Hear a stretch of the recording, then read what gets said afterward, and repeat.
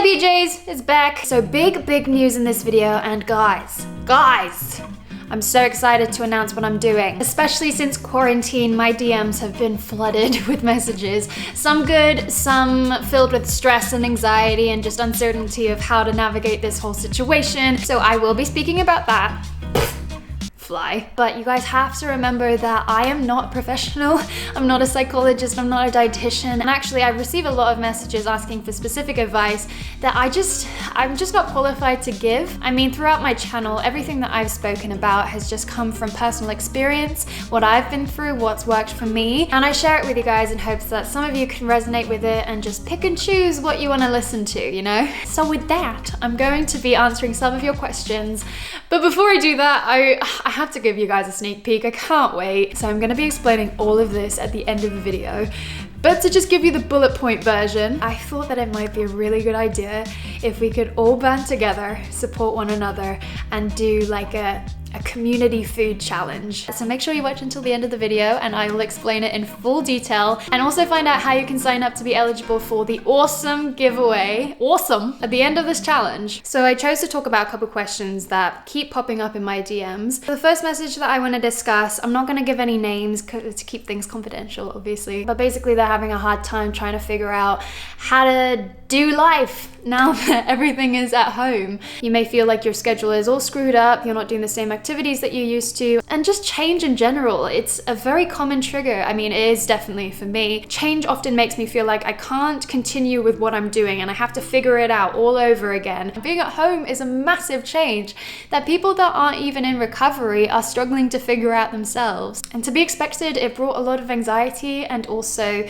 the ED thoughts to come creeping back and making it seem more appealing. So a couple months ago, they expressed that they were doing really well, the ED thoughts were at bay, but now it's in full force and they're giving into old habits and it's quickly just coming back. My experience right now with quarantine isn't so much the feeling of having to change the way that I eat or move, but I very strongly understand what you mean by getting into habits extremely quickly, especially not so good habits. I mean, talking from me, it only takes one day of giving into the eating disorder before I feel like the habit is already formed. Like, do you guys relate? I'll do something for one day and then the next day I feel like I have to do it the next day and the next day and the next day, and it's already a habit. And this kind of cycle especially happens when change comes into my life. But the good thing is you can break that habit just as quick as it started. I know it feels like once it started it's impossible to stop, and you think like, how did I go my life without doing this, because I cannot stop doing it. But actually you can live, you can survive without using those eating disorder habits. And it's really important for you to think to yourself and identify what is that ritual that you feel like you have to do. Yeah, I think the first step is to identify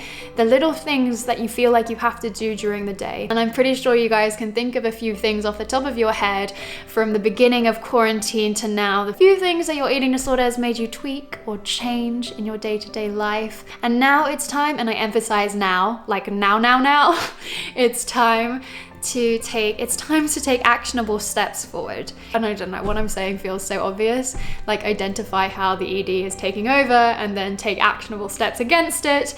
And I feel like I'm making it seem so simple, and it's not. But I guess if you guys are watching this, there's a part of you, small or large, that really is intrigued by the idea of recovery. And if you guys have watched me for a while, you will know that the way that I was able to recover was through taking big steps, not baby steps, like going full force. I for sure wasn't ready, and I didn't even know if I wanted to give it up, but I knew that I wasn't happy and I wasn't well. And for so many years I was negotiating, and basically negotiating is like bowing down to the disorder. The way that I was able to recover was to take big steps that I thought were impossible to take. I gave myself a long 6-month time period to be like, whatever happens, happens, and I'm gonna just do everything that scares me. So anyways, I'm rambling, damn it. Identify, write down all the habits that are controlling your life right now, and then dive in.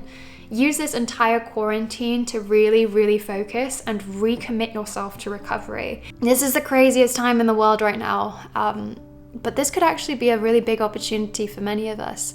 I know that this is a really scary time, but if you could take a positive from it, maybe being at home and taking this prolonged pause, is the best time that you can do it. The best time to get into recovery. You're not gonna feel ready. You're not gonna feel like you actually can do it. You just have to do it. This is kind of like another wake-up call. When I was in my eating disorder for so many years, I was losing so much time. And this break has kind of reminded me that we can't just give away time. So now that we're collectively all on a break, I feel like this is the best time to do this. So that when we start again, we're free. And I guess that's kind of one of the reasons why I made this 1 week challenge. And I think it is time to talk about it right now. It's me. Oh. So I'm really, really excited to announce to you guys my little plan that I've been brewing up for the last couple of weeks. It's called The Thrive Guide. The Five Guys. Five Guys, the burgers. Yep, Thrive Guide is a 5-day food challenge. It's starting on Monday the 13th of April and will go till the 17th of April. I'm goddamn excited. I'm excited too! So every day there's gonna be one food challenge, and I decided that I wanted to just do one because I wanted to kickstart the motivation and get you going, but I also wanted you to have the autonomy to push yourself even further. So to find out the daily challenge, you will have to go to my Instagram, and I will be posting a video the night before that challenge. So the week starts on Monday, but I will be posting the first video on Sunday so that you can get everything ready. Ooh. I know, it's so soon! Also, this is all leading up to a giveaway at the end of the week. Woo! I'll be giving away 5 of these designs. There's 2 different ones. I've been working with one of my longtime subscribers who's also an amazing illustrator. Now, there are a couple things that you have to do in order to be eligible to win the giveaway. So first things first, you must be subscribed to my YouTube channel and following both of us on Instagram. Once you've done that, make sure you click the link in my description to go to my website, and then you can register. And the final but most important thing about being eligible to win the giveaway is actually doing the challenge. You must complete all 5 challenges this week, and make sure that you take a picture or a video and tag me in it so that I can see that you've done it. I know it's very unprecedented times in the world right now, and the things that that are going on right now that no one in our life has ever experienced. And it's tough for all different facets of life. It would be tough to know that you were in recovery and you got used to a certain type of meal or a certain type of diet, a certain type of way of recovery, and then this curveball's been thrown at you.